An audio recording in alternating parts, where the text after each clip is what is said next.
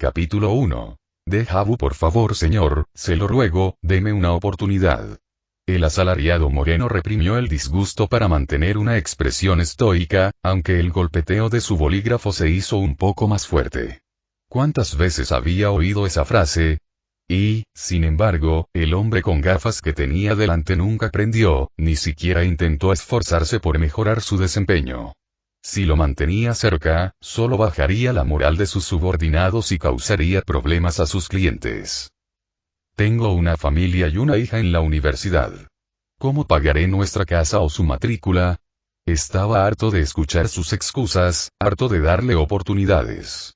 Si le importaran tanto como decía, no desestimaría los intentos de ayudarlo a superarse ni ignoraría con tanta ligereza las normas laborales.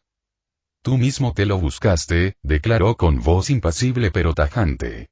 Te han dado varias advertencias y oportunidades para mejorar tu ética. Yo mismo me he ofrecido a ayudarte. Pero has llegado tarde repetidamente, has faltado sin excusa y ni siquiera has intentado mejorar tus números. El bolígrafo giraba en su mano mientras lo sostenía con la palma hacia arriba. A estas alturas, no hay ninguna razón lógica para que sigas trabajando con nosotros, y el desprecio se filtró en su voz. A estas alturas, no eres más que un desperdicio de espacio. Por favor. No puedes despedirme así como así, vamos. La mirada morena del asalariado no mostraba compasión mientras extendía el folleto que todos los empleados recibían al ser contratados. Por favor, limpie su escritorio. El hombre con gafas se desplomó de rodillas en la silla, pero el asalariado detrás del escritorio no le mostró compasión, observando impasible cómo el ahora desempleado salía tambaleándose de su oficina. Al irse, el asalariado cerró los ojos un momento y dejó el bolígrafo. No era prudente que perdiera la compostura de esa manera. Informó de esto al gerente superior y terminó su trabajo mientras nubarrones se cernían sobre la bulliciosa metrópolis. Guardó sus cosas, incluyendo su libro favorito, Libertad de Elección, que guardaba enrollado en el bolsillo. Al comenzar a caminar a casa, la lluvia empezó a caer y el asalariado apresuró el paso hacia el metro. Mientras esperaba la llegada del tren, notó que su concentración en el libro se desvanecía al recordar los sucesos del día anterior. Independientemente del desempeño del hombre, les faltaba un trabajador y tendrían que volver a contratarlo. Los empleados a su cargo tendrían que adaptarse a la llegada de otro nuevo, justificar cualquier error del nuevo empleado y completar la documentación necesaria para ambos. En cualquier caso, si realmente le importara su dinero y su familia, como decía, ese hombre se habría adherido a las normas y regulaciones vigentes para que todo funcionara mejor. Era su deber supervisar el rendimiento de sus empleados, como agente de RRHH. No había nada personal en ello, pues todos estaban allí para que la empresa funcionara mejor y llenarse los bolsillos. Bueno, al menos la mayoría lo estaban. Las ambiciones del asalariado no se verían satisfechas simplemente usando el trabajo para pagar un pequeño piso a una familia. No, su objetivo era conseguir una oficina propia y, con el tiempo, llevar la vida tranquila y segura de un ejecutivo. La idea de ese futuro le dibujó una sonrisa arrogante, hambriento, pero sonrisa al fin y al cabo, y pasó otra página. La lluvia y el ruido general del metro le impidieron oír las respiraciones entrecortadas de un hombre desesperado o los pasos que lo seguían hasta que lo empujaron con fuerza. Su maletín y su libro salieron volando cuando el asalariado se interpuso en la trayectoria del tren, y una mirada atrás le mostró al hombre con gafas al que había despedido antes, con los brazos extendidos. Incluso con la muerte a solo unos segundos de distancia, el asalariado estaba más molesto por la acción irracional del otro que temer por su vida. Entonces, todo se detuvo. El viento, la lluvia, el ruido, la gente. Todo quedó en silencio y quietud, paralizado segundos antes de que el tren se acercara al asalariado. Los ojos castaño oscuro del hombre revolotearon, intentando evaluar la situación. ¿Sería esta su muerte? Esto es muy cansado.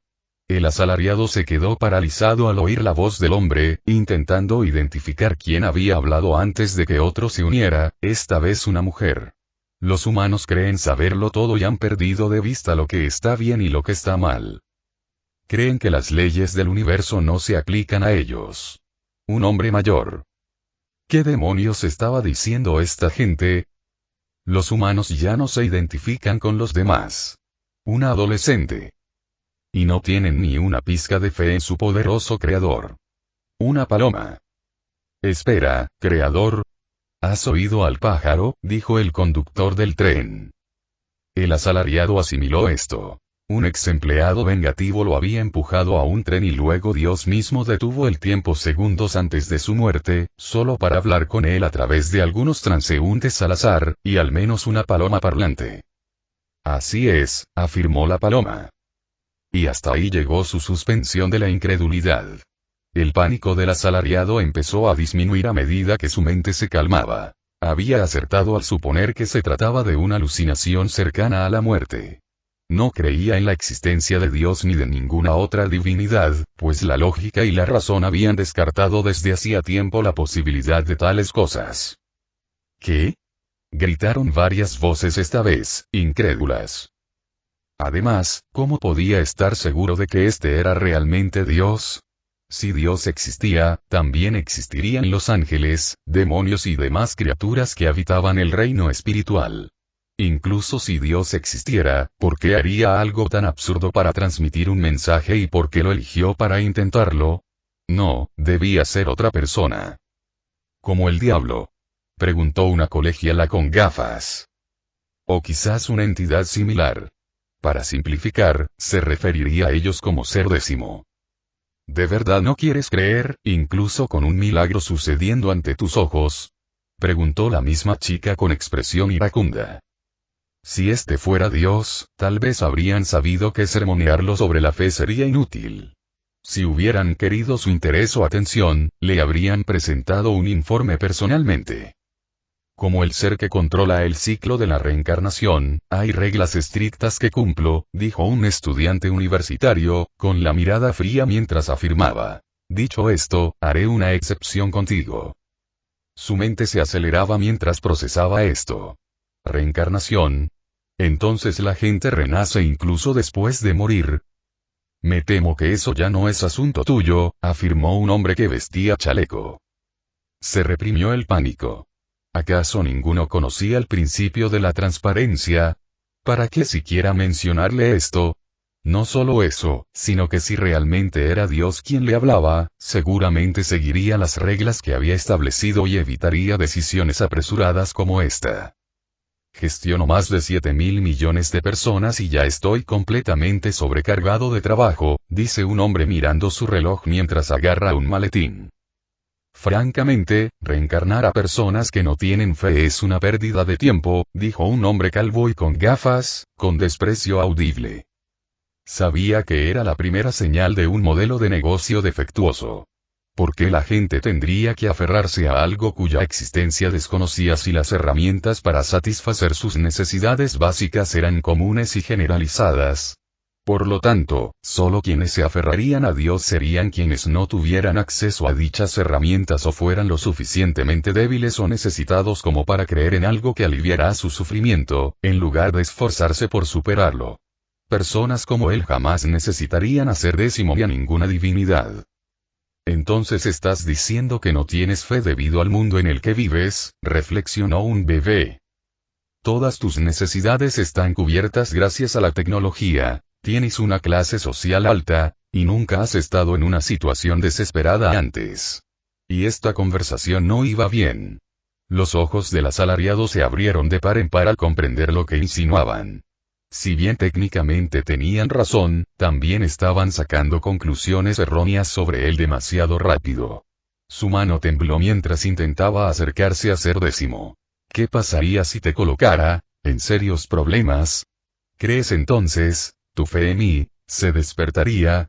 No podían apresurarse con esto. No quería romper ninguna regla de la reencarnación. 3 paredes circulares, cada una más pequeña que la anterior, una dentro de la otra. Una rosa y espinas, alas azules y blancas y un unicornio verde. Una cueva de cristal con una escalera que conduce a un único pilar. Una familia vestida con túnicas, acompañada de otras 2 personas a su lado, vestidas de negro y en posición de firmes. 9 gigantes desnudos en un solo grupo, uno sosteniendo un cuerno mientras se estiraba hacia el cielo mientras los otros 8 estaban arrodillados de espaldas al primero. Una mujer aceptando una manzana de una figura encapuchada.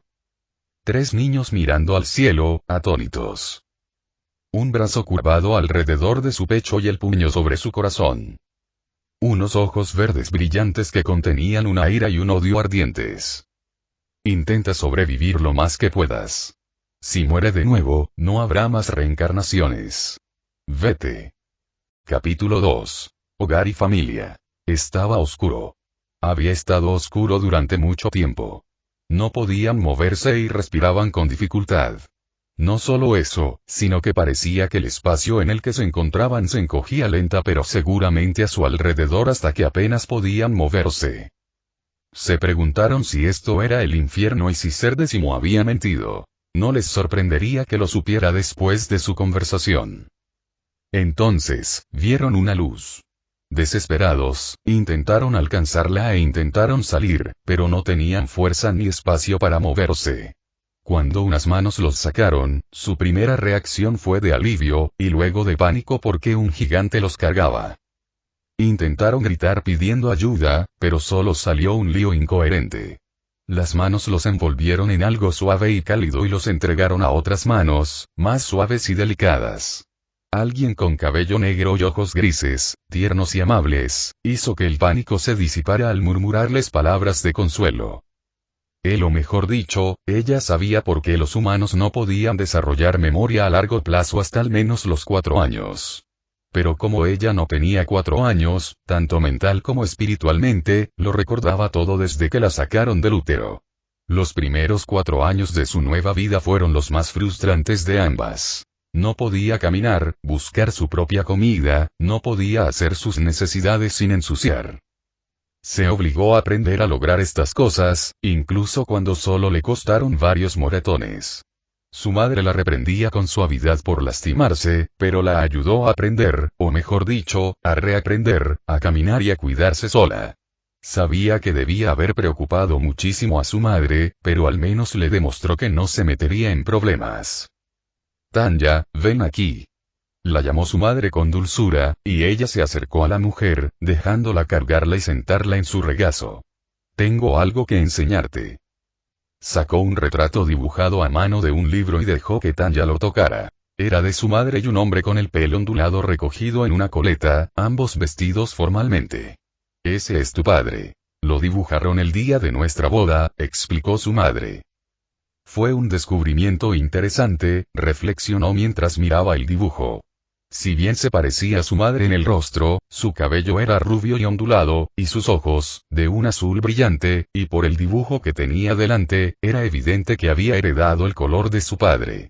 Desde que aprendió a moverse por la casa, Tanya nunca había visto a nadie en su pequeña casa, salvo a su madre. Así que, o su padre los había abandonado o había muerto. No estaba segura de cuál de las dos opciones, al ver el evidente cariño que su madre sentía por él al mostrarle el dibujo. Fácilmente podría estar engañándose a sí misma pensando que volvería con ellos. ¿Dónde está papá?, preguntó en voz alta. Su madre sonrió con tristeza, pero explicó con dulzura. Murió. Eso significa que se lo llevaron, muy, muy lejos de nosotras. Pero nos ama a las dos y siempre nos cuida. Su mano alborotó suavemente el cabello de Tanya y lo besó. Tanya frunció el ceño al sentir un calor en el estómago.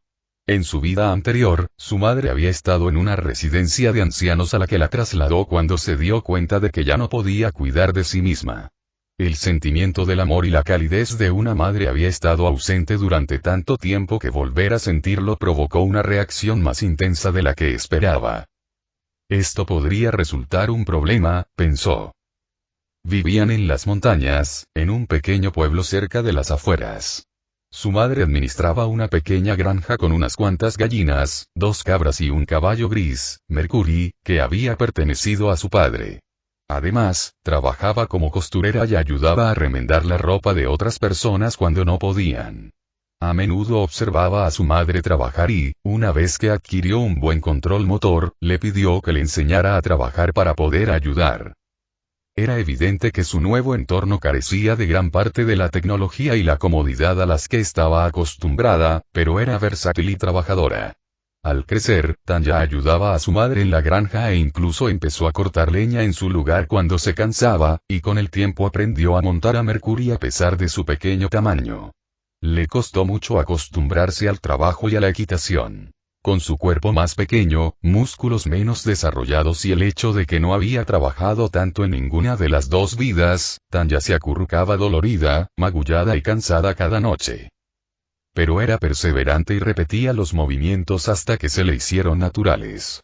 Se forjó una reputación en su pequeño pueblo como una niña responsable y trabajadora, y a menudo oía elogios de los aldeanos hacia su madre por haber criado tan bien a su hija. Los demás niños la despreciaban por ser antipática, extraña y una niña de mamá. A Tanya le daba igual lo que dijeran de ella unos mocosos y seguía trabajando duro. Por supuesto, no todo fue perfecto. Los soldados solían venir de visita en invierno. Sus familias estaban tan orgullosas de sus logros que los trataban como celebridades. Tanya se sentía bastante avergonzada de que su primera interacción con los soldados hubiera sido mirar boquiabierta sus uniformes, y el recuerdo de una revista BDSM que una vez les había confiscado seguía aflorando mientras intentaba disculparse. Todos lo habían aceptado con calma y se rieron con ella. Allí, Tanya descubrió que los soldados eran un tesoro de información, e incluso tenía una excusa para incitarlos a buscar respuestas, ya que su padre había estado en el ejército. Gracias a ellos, aprendió sobre las 3 divisiones militares: la guarnición, el cuerpo de inspección y la policía militar, así como sobre las murallas que las rodeaban. María, donde ella y su madre vivían en las montañas. Rose, la más urbana, donde se ubicaban varias fábricas y academias militares. Y Sina, hogar de la élite, los privilegiados y la familia real, los Fritz. Muchos de los soldados que la visitaban pertenecían a la guarnición, los soldados que vigilaban las murallas y las ciudades dentro de la muralla María y la muralla Rosa. Pero unos pocos pertenecían al cuerpo de inspección, la división de la que había formado parte su padre, Aren de Gurachav. A través de ellos, conoció a los titanes, gigantes devoradores de hombres que habían llevado a la humanidad al borde de la extinción antes de que construyeran las 3 murallas para mantenerlos a raya. Así que, pensó, acostada en la cama mucho después del anochecer, hay gigantes devoradores de hombres desnudos que tienen acorralados a los restos de la raza humana por todos lados. Y a mi padre lo devoró uno. Esto al menos explica por qué mi madre no habla mucho de él. Me gustaría ver a cualquier padre explicarle ese destino a su hijo. Tanya no sabía si estaba teniendo una reacción tardía o si se había asustado tanto que había dado media vuelta para calmarse. No sabía si debía agradecer poder ordenar sus prioridades, pero su principal objetivo era largarse de la muralla María y entrar en la muralla Sina como fuera posible. Podía manejar la corrupción humana bastante bien. Los gigantes devoradores de hombres desnudos eran otra historia. Claro que hacerlo sería más fácil de decir que de hacer. Por suerte, descubrió que había una forma de entrar en el ejército. Con solo ser una de las 10 mejores graduadas, podría unirse a la policía militar y entrar en Wolsina. Le asombraba que la edad mínima para entrar en el ejército fuera de tan solo 12 años, pero eso también significaba que podía empezar a trabajar antes de lo esperado. Tiene sentido que quieran tantos soldados como sea posible, dado el número de muertos que tienen incluso la guarnición y la policía militar junto al cuerpo de inspección, reflexionó, y los niños son ciertamente lo suficientemente maleables como para ser moldeados en soldados ideales. «Mamá, ¿te enojaría si me convirtiera en soldado como papá?», preguntó. Su madre pareció sorprendida, pero negó con la cabeza rápidamente. «Claro que no. Tu padre era un hombre valiente y bondadoso, e hizo todo lo posible por protegernos», dijo con voz temblorosa. «Estoy muy orgullosa de que siguieras su ejemplo. No voy a unirme al cuerpo de inspección, voy a ingresar a la policía militar», dijo Tanya rotundamente. Su madre simplemente le alisó el pelo y le besó la cabeza. «Será una gran satisfacción para mí, sea cual sea el camino que elijas, Tanya», murmuró. Sintió un calor intenso en el estómago y cada instinto le gritaba que dejar que ese vínculo continuara solo le traería problemas. Pero por una vez, Tanya los ignoró y cerró los ojos ante su madre, recordando un dato curioso sobre la policía militar. Si alguien llegaba a un rango lo suficientemente alto, incluso podían traer a su familia a vivir con ellos. Capítulo 3. Ese día, a partir de ese momento, Tanya y su madre comenzaron a ahorrar dinero para que ella pudiera ir a Walrose una vez que cumpliera 12 años. Con su cumpleaños en enero, todavía tendría 2 buenos meses antes de que comenzara el periodo militar en marzo. Los soldados fueron de gran ayuda, ya que sugerían posadas y mercados con comida y ropa a precio reducido durante el entrenamiento, además de consejos sobre cómo congraciarse con los oficiales y cómo limpiar y mantener adecuadamente el equipo de maniobra 3D. Tanya los ignoraba de inmediato cuando uno sugería un lugar secreto para parejas. Incluso en su vida anterior, la idea del sexo y el romance nunca le había atraído, así que, como era natural, sus compañeros la acosaban para que consiguiera novia o esposa, o para sugerirle sitios de citas para ambos sexos. Su madre, en su vida anterior, al menos lo entendía y tuvo la amabilidad de no mencionarle el tema de los nietos o las parejas. Si no podía concebir una relación así cuando era un hombre adulto, ¿cómo lo haría siendo una niña? Mientras tanto, su madre le enseñó a reparar una silla de montar y riendas, y a montar a Mercurio a pesar de su pequeño tamaño. Cuando su madre puso a Tanya en la silla frente a ella y luego puso a Mercurio a galopar, la había aterrorizado, pero pronto se acostumbró a la velocidad y al movimiento de montar el caballo gris. También ayudó que, con la comida que tenía a mano, Tanya fue creciendo poco a poco y pronto sus pies pudieron tocar el estribo. Pero a medida que continuaba ampliando sus habilidades y recursos, Tanya se volvió más consciente de la rareza de su entorno. La aldea le recordaba la Europa medieval, pero la tecnología del equipo de maniobras 3D evocaba el steampunk y las espadas tenían el brillo y la agudeza que solo una cuchilla de fábrica moderna tendría. Esto fue profundamente frustrante para Tanya y solo la reafirmó en su determinación de ir a una zona más urbana para obtener más información, ya que recibía demasiadas señales contradictorias. Tras preguntar más, su madre empezó a hablar de Aren de Gurachav. Lo conocí cuando visitaba a mis padres en Sigansina. Se habían mudado allí porque había un médico que los atendería adecuadamente. Durante esa época, el cuerpo de inspección regresó de una expedición. Habían perdido varios hombres e incluso uno de sus puestos de avanzada. Mucha gente estaba muy enfadada con ellos e insultaba a los soldados que regresaban. Pero tu padre los ignoró a todos y mantuvo la frente en alto incluso después de todo lo que había pasado. Sonrió al recordarlo. Sabía que alguien estaba enamorado cuando lo sentía, pero aún así me acerqué a él. Era muy amable, pero no tenía miedo de expresar sus pensamientos. Seguía visitando a mis padres con la esperanza de volver a verlo hasta que empezó a quedar conmigo allí en sus días libres y griega. Bueno, el resto es como lo conoces. A Tanya le habría intrigado la aparente valentía de Aren de Gurachav, pero le preocupaba más el comportamiento de los habitantes del pueblo con los soldados que regresaban. ¿Y qué? ¿De verdad esperan fuera de las puertas cuando el cuerpo de exploración regresa? Pensó con el ceño fruncido. De hecho, todo el cuerpo de inspección parecía bastante innecesario, sobre todo comparado con la guarnición y la policía militar.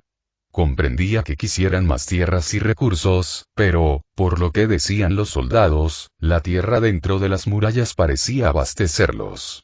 Parecía que todo lo que hacía el cuerpo de inspección era perder gente a manos de los titanes y demostrar que luchar contra ellos era inútil. Toda su existencia es una broma, un recordatorio para permanecer dentro de los muros y no salir, concluyó Tanya. No me sorprendería que esto fuera solo una forma de reducir la población.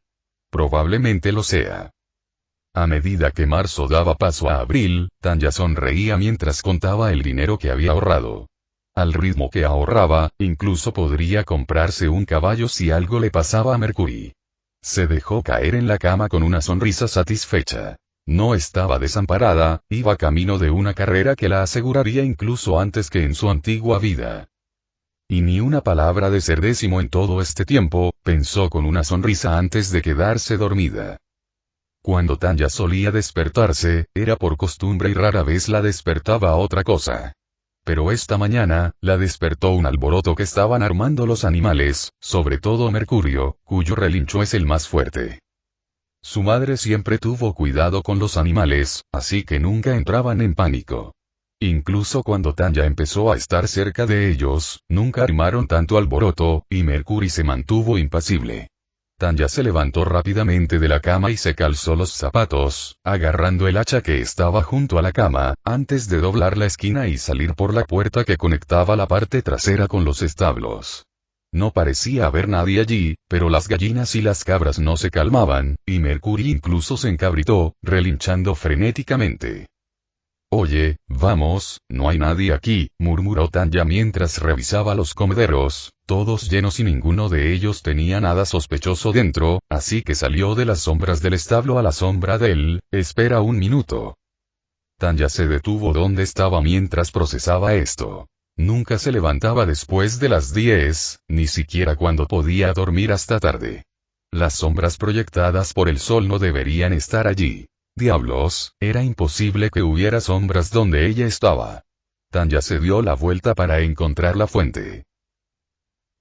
Su mente se congeló, la sangre de sus venas se heló contra su piel y el hacha se le resbaló de los dedos. Ante ella, cerniéndose sobre el tejado del establo, había una persona. No una persona. Una persona no superaba los 7 metros de altura, desnuda, sin pezones, ombligo ni genitales. Su expresión era curiosa mientras la miraba, con la cabeza ladeada y el cabello negro azabache cayéndole sobre los ojos antes de que una mano sucia comenzara a extenderse hacia ella. Entonces, su madre se puso frente a ella y le apartó la mano del titán con el hacha, dejándola clavada en el nudillo. El titán se detuvo un momento y Tanya fue alzada y entró corriendo en la casa antes de que su madre cerrara la puerta de golpe y la atrincherara. «Están aquí», dijo su madre con voz áspera mientras sacaba una mochila. «No tengo ni idea de cómo, pero están aquí. El pueblo está invadido». Su mente aún no funcionaba, ni tampoco su cuerpo, pero las palabras de su madre la golpearon con una claridad dura como un diamante. Ya no estaban a salvo. Esto no debería estar pasando, pensó Tanya una y otra vez. Los titanes no deberían estar aquí en las montañas, a menos que... Sus ojos se abrieron de par en par al comprender.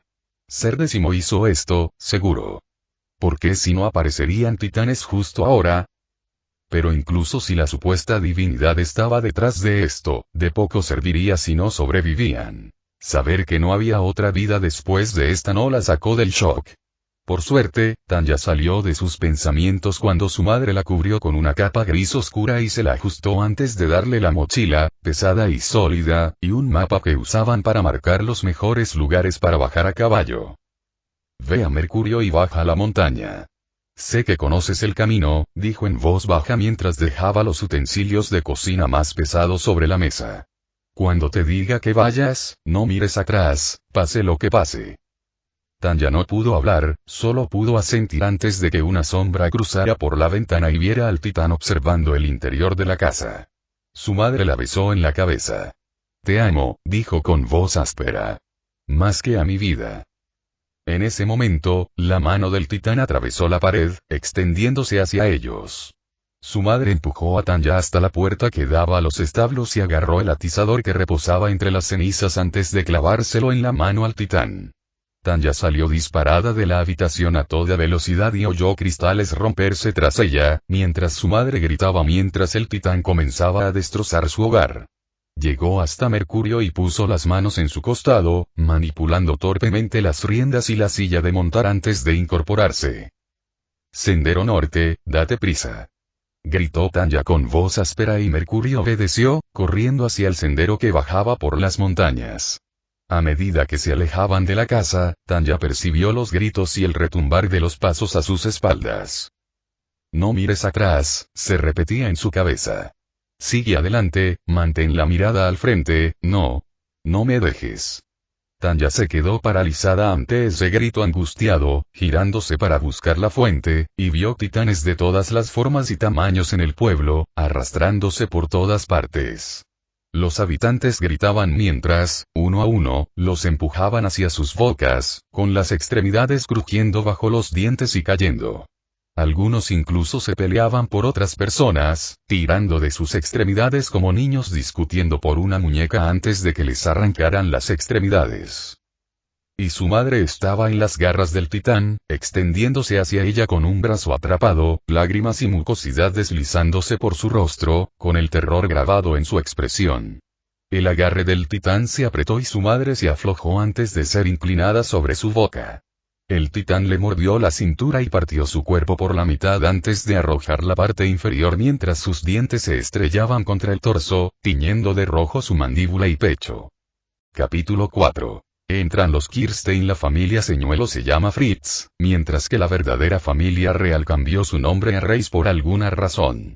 En cuanto al camino que Tanya elige, traedme más harina. ¿Tenemos más huevos? No tenemos más leche, ¿servir agua? Gaelle Kirstein se sentía como pez en el agua mientras ayudaba a organizar los suministros y a preparar comida para los nuevos ocupantes de la Muralla Rosa.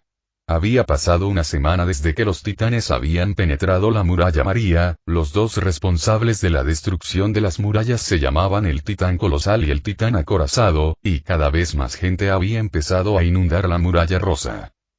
Ver a esta pobre gente llegar, tras haber perdido sus hogares, posesiones, familiares y amigos, casi le rompió el corazón. Gaelle no podía quedarse de brazos cruzados, así que se ofreció a ayudar a preparar comida y encontrar refugio para los refugiados. Sabía que su esposo y su hijo podrían encargarse de la casa sin ella y se irían al amanecer y regresarían mucho después de su puesta. Pero incluso trabajando todos juntos, solo podían conseguir una baguette por persona. No había suficiente para todos, por mucho que recolectaran y prepararan. La Muralla María albergaba la mayor parte de los cultivos y el ganado de la humanidad. Sin ella, no había suficiente para ellos ni para quienes ya vivían en la Muralla Rosa. Gaelle se negó a permitir que esto contaminara sus pensamientos o ralentizara su trabajo. Gritaba órdenes, transportaba ingredientes, entrenaba a los voluntarios más jóvenes y más fácilmente abrumados y trataba de mantener la moral alta lo mejor que podía. Cuando el sol se ponía en el horizonte ese día y casi se habían quedado sin materiales para comer, Gaelle se despidió de sus compañeros de trabajo y voluntarios. Buenas noches, señora Kirstein. La llamó Ailian, uno de los mozos de cuadra, desde donde cuidaba a los animales. Se despidió de él con cansancio antes de volver a casa. Se preguntó cómo alimentarían a los refugiados ahora. Siempre podrían plantar más, pero Wolrose no era ni de lejos tan grande como María, incluso si tuvieran más ayuda. Buen botín. Lo sé, ¿verdad? Nunca había visto tanto oro. Este caballo también es bastante robusto. Neiri y GH. Algunos soldados de la guarnición, un castaño larguirucho, un castaño corpulento y un soldado pelirrojo rodeaban a un caballo gris. Uno intentaba evitar que se encabritara y escapara, mientras otros dos se movían entre la manada. En cualquier otro momento, los habría ignorado. Sin embargo, la pequeña figura que habían tendido junto a la pared no parecía mayor que su hijo. ¡Hey! Los tres soldados de la guarnición miraron hacia el origen de la voz. Un hombre rubio de pelo ligeramente rizado y barba que se dirigía furioso hacia ellos. ¿En serio?, preguntó furioso mientras le quitaba las riendas al soldado pelirrojo para calmar a caballo. Abandonando sus puestos para robarle a un niño. Oye, ocúpate de tus propios asuntos. Ladró el moreno corpulento. Sí, de todas formas, un niño no debería tener estas cosas, dijo el moreno larguirucho encogiéndose de hombros. Seguro que las robó por el camino. El soldado pelirrojo miró con desprecio a la diminuta figura. Además, esto beneficiará más a la gente de Rose que este mocoso. Lo último que necesitamos es otro cadáver llenando nuestras paredes. En este punto, ella no es más que un desperdicio de espacio. Y esa fue la gota que colmó el vaso. Gaelle ya se abría paso entre los soldados para retirarle la capa a la niña.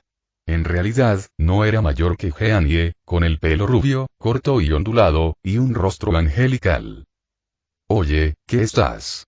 Empezó el moreno corpulento. ¿Cómo se atreven? Les gritó a los soldados. ¿Cómo se atreven a intentar robarle a mi sobrina? ¿Qué? Los soldados quedaron atónitos ante esto. La única hija de mi dulce hermana, se suponía que vendrían a visitarnos hace una semana antes de que todo esto pasara. Continuó mientras levantaba a la niña y la colocaba de nuevo en la silla del caballo mientras les arrebataba la comida y las monedas de las manos. Oye. Empezó el moreno larguirucho antes de que Gaelle le metiera el dedo entre los ojos. Tengo pensado denunciarlos a los tres. Se supone que deben proteger a la humanidad, no robarles a sus hijos. El soldado pelirrojo gruñó y la agarró del brazo. O quizás podríamos arrestarte por robar propiedad de la guarnición. O tal vez podría ser esto. El puño del soldado rubio impactó en la nariz del soldado pelirrojo, derribándolo. Los dos soldados morenos intentaron devolverle el golpe, pero el rubio los esquivó con facilidad y atrapó el golpe del moreno corpulento antes de devolverle el codazo al pecho del larguirucho moreno. Captó la mirada de Gaelle y la entrecerró ligeramente. Gaelle asintió y rápidamente alejó al caballo del alboroto lo más rápido que pudo. Sintió alivio y preocupación al mismo tiempo al ver que su casa no estaba tan lejos de las puertas. Luke Kirstein se apartó de la ventana. El sol hacía rato que se había puesto y habían pasado casi 2 horas desde que había acostado a su hijo. La vela de la mesa se había apagado hasta quedar a solo 2 centímetros del candelabro. De vez en cuando, miraba hacia la puerta y aguzaba el oído para captar el sonido de pasos. Sus ojos empezaban a cerrarse, pero se esforzaba por abrirlos, dándose bofetadas o pellizcando el brazo con fuerza. Había pasado una semana desde que el horario de su esposa había cambiado tan drásticamente. Había hecho que los titanes irrumpieran en la muralla María y enviaran a su gente a Rose y a su ciudad natal, Terost. Desde entonces, solo veía a su esposa si se despertaba lo suficientemente temprano para verla partir y si lograba mantenerse despierto el tiempo suficiente para recibirla a su regreso. No ayudaba que su horario de sueño hubiera cambiado drásticamente gracias a los nuevos inquilinos. Se despertaba mucho antes del amanecer o se mantenía despierto hasta la mitad de la noche gracias al bullicio. Sabía que esto también afectaba a Jin, pues el niño se quejaba con él cada vez que Gaelle no podía oírlo. Sabía que era mejor no quejarse en presencia de su madre.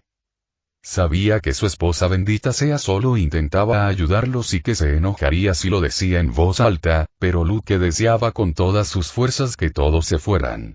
¿Por qué tuvieron que interrumpir su vida e irrumpir en su pueblo natal? Por culpa de los titanes, pensó por enésima vez, con el ceño fruncido.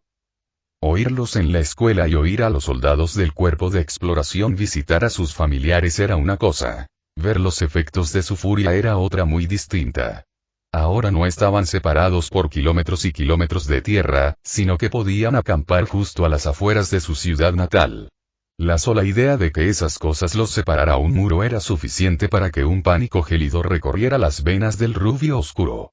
¿Y si volvían a abrirse paso? Su hogar sería invadido por titanes y griega. Luke negó con la cabeza con fuerza para forzar la idea. No pienses en eso, no. Finalmente, logró calmarse lo suficiente y la luz titiló gracias a una brisa fugaz que entraba por la ventana abierta. Bueno, ya no había posibilidad de que se durmiera pronto. Al menos podría mantenerse despierto lo suficiente para saludar a Gaelle. En ese momento, oyó el suave crujido de alguien que intentaba bajar a escondidas y vio la sombra de su hijo a lo lejos. «¿No puedes dormir, hijo?», le gritó con dulzura. Jin se frotó los ojos y se ajustó la camisa de dormir mientras negaba con la cabeza. Luke sonrió con cansancio y palmeó la silla junto a él antes de que su hijo se acercara con dificultad y se desplomara sobre la mesa con un gruñido de frustración. «No es justo». El rostro del rubio oscuro se suavizó y alborotó suavemente el cabello de Jin. «No», asintió, no es justo. Pero tenemos que vivir con ello. Su hijo frunció el ceño y estaba a punto de responder cuando la puerta se abrió de golpe. Ambos se sobresaltaron y se giraron para ver a Gaelle acunando a alguien en sus brazos. «Luke, hay un caballo afuera. Llévalo a los establos y dile a Ilian que es de Gaelle y que no deje que nadie se lo lleve, especialmente los soldados». Jeanie, trae algunas mantas de repuesto y prepara un baño, dijo con urgencia al entrar completamente. Luke llevaba años obedeciendo las órdenes de su esposa, sin dudarlo ni hacer preguntas, y ya estaba afuera, donde un caballo gris lo esperaba. Llevaba suficientes años trabajando en establos como para saber guiar a un caballo sin hacer demasiado ruido y encontró los establos públicos donde Ilian descansaba.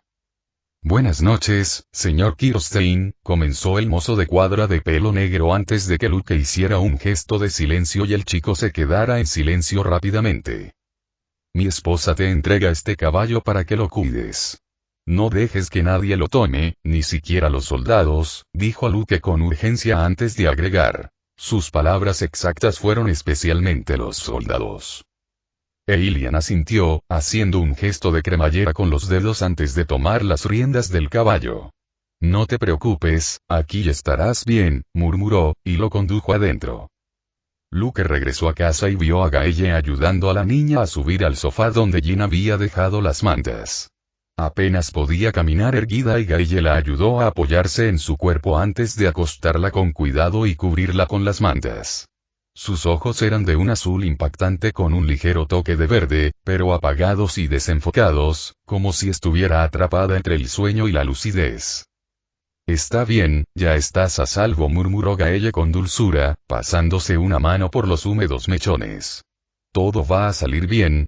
Finalmente, la niña se desplomó en el sofá, dormida, y se acurrucó entre las mantas, respirando entrecortada pero constantemente. Jin, de pie a cierta distancia, los observaba con expresión confusa y molesta. Capítulo 5. Combustible de pesadilla. Gaelle había logrado acostar a Jin, disculpándose por no poder volver a casa a menudo. Esto en otro momento habría bastado para el niño, pero la llegada de la desconocida lo hizo menos receptivo. Te lo compensaré, Jeanie, te lo prometo, murmuró finalmente, besándolo en la frente. Él no respondió y simplemente se acurrucó bajo las sábanas. Cuando bajó, Luke la esperaba y, afortunadamente, la niña seguía dormida, con la mochila apoyada en el sofá y el cuerpo hecho un ovillo entre las mantas. Su marido la abrazó con fuerza, a lo que ella correspondió con gusto antes de sentarse a la mesa con él. ¿Una refugiada? Sí, unos soldados intentaban robarle su dinero, comida y caballo, afirmó Gaelle. Por suerte, otro soldado ayudó a detenerlos y pude escapar antes de que ocurriera algo más. Ella pareció un poco avergonzada antes de agregar. Puede que también les haya dicho que ella era mi sobrina materna y que su familia estaba planeando visitarla de todos modos. Luke se pellizcó el puente de la nariz. Gaelle, me enorgullece que hayas intervenido, pero provocar a esos soldados no fue prudente. ¿Te reconocieron? No estoy segura, no estaba tan oscuro como ahora, pero el sol ya se había puesto. No se molestaron en quitarle la capa, así que es una pequeña suerte que no la reconozcan, dijo la morena frunciendo el ceño antes de suspirar. Sé que estás enfadada conmigo por no haber tenido cuidado, no estoy enojado, solo estoy preocupado. Podrían arrestarnos si intentan hacer creer que fuiste el agresor. Sé que eso podría pasar, Gaelle se interrumpió para mirar a la rubia dormida. Luke, no podía dejarla así. Ante esto los dos se quedaron en silencio. ¿Qué vamos a hacer con ella? Preguntó Luke finalmente. No podemos mantener a dos niños. No, no podemos. Pero podemos ofrecerle trabajo si las cosas empeoran, convino Gaelle. Me parece bien. El sol se filtraba por las ventanas cuando Tanya entró desde su dormitorio. Ordenó como siempre, aunque no había mucho. Tanto ella como su madre eran limpias por costumbre, pero nunca estaba de más asegurarse. Entró en los establos donde estaban atadas las cabras y las gallinas dentro de las jaulas de mimbre. Tanya distribuyó el alimento granulado a ambos animales antes de volver a llenar sus comederos. Tras limpiar el lodo y las heces de los establos y traer más heno, Tanya entró y se lavó las manos y la cara, restregándose la piel. Cuando recuperó las manos, estaban rojas como la seda. Parpadeó sorprendida antes de sentir algo caliente y espeso que le caía sobre la cabeza desde arriba, resbalándole por la cara y goteando sobre sus zapatos. Tanya levantó la vista y vio al titán de pelo negro y aspecto curioso sobre ella, con la mitad superior del cuerpo de su madre entre los dientes. No me dejes, dijo con voz clara y pronunciada mientras su mano alcanzaba el rostro de Tanya y lo ahuecaba suavemente.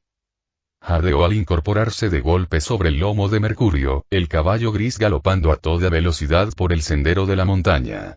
Tenía la cara húmeda, enrojecida y dolorida por el viento y el frío. Podía oír los pasos, retumbantes y temblorosos, tras ellos. El titán, con el rostro y el pecho aún manchados, saltó sobre ellos y aterrizó en el mirador del sendero, extendiendo las manos hacia ella. Mercury gritó y galopó a toda velocidad, con los cascos casi resbalando sobre las piedras. Tanya sintió el viento de cola cuando la mano casi la alcanzó, erizándose el cabello. El sendero se hacía cada vez más empinado. Podía ver las copas de los árboles bajo ellos. Pero el titán seguía siguiéndolos, trepando por las rocas y el sendero como una araña. Mercury se mantuvo firme, sus cascos golpeando la piedra incluso cuando ésta se convirtió en granos de arena y resbaló bajo él. El titán tropezó y cayó de bruces, pero la acción hizo que la piedra se desprendiera y empezara a rodar hacia ellos. Tanya agarró las riendas para espolear a Mercurio, pero el caballo gris ya ganaba velocidad al galopar por el sendero. Mientras el titán intentaba perseguirlos, cayeron más rocas que lo atraparon, pero causaron una avalancha mucho mayor. Mercurio no necesitó que nadie le indicara que fuera más rápido.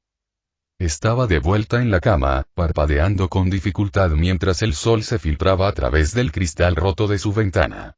Limpiaba la casa como siempre, aunque nunca se ensuciaba del todo. Ella y su madre siempre eran ordenadas, pero más vale prevenir que lamentar. Entró en los establos y los limpió, reponiendo el heno y llenando los comederos con grano y agua antes de sacar las herramientas y empezar a reparar la cerca donde solía estar Mercurio y a cablear el gallinero. No se molestó en entrar. Usó la bomba de agua de afuera para mojarse la cara.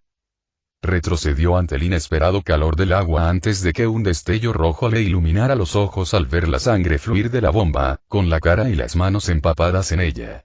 La bomba ya no estaba conectada al suelo, sino al vientre de su madre, justo donde terminaba su torso. No me dejes, dijo ella, en voz alta y plana, agarrando sus pantalones y piernas con las manos mientras la sangre se filtraba en su ropa. La noche lo oscurecía todo y Tanya no podía dormir, con los ojos abiertos y moviéndose de un lado a otro, acurrucada en la casa abandonada, aferrada a un atizador desechado, con Mercurio atado al poste de la ventana. Le dolía el cuerpo por el viaje, su mente estaba demasiado agotada para siquiera formar un pensamiento coherente, pero el terror le impedía dormir. Se mantuvo despierta incluso cuando el sol asomaba por el horizonte y se tambaleó hacia Mercurio, solo para que el caballo comenzara a relinchar frenéticamente y a tirar de las riendas. Tanya miró hacia atrás y vio el ojo de otro titán, de un azul brillante, observándolos desde dentro. Si Tanya no había estado despierta antes, ahora sí lo estaba y blandió torpemente el atizador mientras su mano comenzaba a arañar la casa. Mercury se encabritó y galopó pasando al titán y rodeando la casa, quien no le dedicó ni una mirada mientras rasgaba las paredes para llegar a Tanya. Corrió hacia atrás, buscando otra salida hasta que llegó a la ventana de la cocina. Rompió el cristal y se escurrió entre los cortes que le habían hecho en las manos y la cara. El corazón le dio un vuelco cuando su pie retrocedió al rozarlo momentáneamente el dedo del titán. Casi cayó de cabeza, pero logró rodar para amortiguar la caída. Mercury corría hacia ella y ella saltó para subirse a su silla, impulsándose mientras él echaba a galopar. Se incorporó en la cama, completamente despierta. Su habitación estaba destruida y un agujero atravesaba la pared donde solía estar su puerta. Se levantó y empezó a barrer los escombros que pudo mientras se abría paso. El resto de la casa estaba en ruinas. Apenas podía reconocerla. Sin embargo, siguió recogiendo los pedazos de piedra y volviéndolos a colocar en las paredes antes de revisar los establos. Las gallinas, las cabras y Mercurio habían desaparecido. Volcó los comederos y limpió el heno estropeado antes de volver adentro. El titán estaba en cuclillas sobre la mesa de la cocina, sosteniendo un cuchillo grande sobre su madre antes de empezar a cortarla en pedacitos y metérselos en la boca. No me dejes, dijeron los pedazos al unísono, arremolinándose a su alrededor. No miró atrás. Por el retumbar de los pasos tras ellos, sabía que los titanes seguían su rastro. Mercury siguió adelante a pesar de ello, con sus cascos resonando contra el suelo. Solo podía aferrarse a él y esperar que el caballo gris pudiera seguir corriendo más rápido que él. Un gran muro amenazante estaba justo delante de ellos, estaban tan cerca. El sol se ponía, solo faltaban unos minutos para que desapareciera en el horizonte. Impulsó a Mercury hacia adelante. Sin embargo, el caballo gris empezaba a perder velocidad.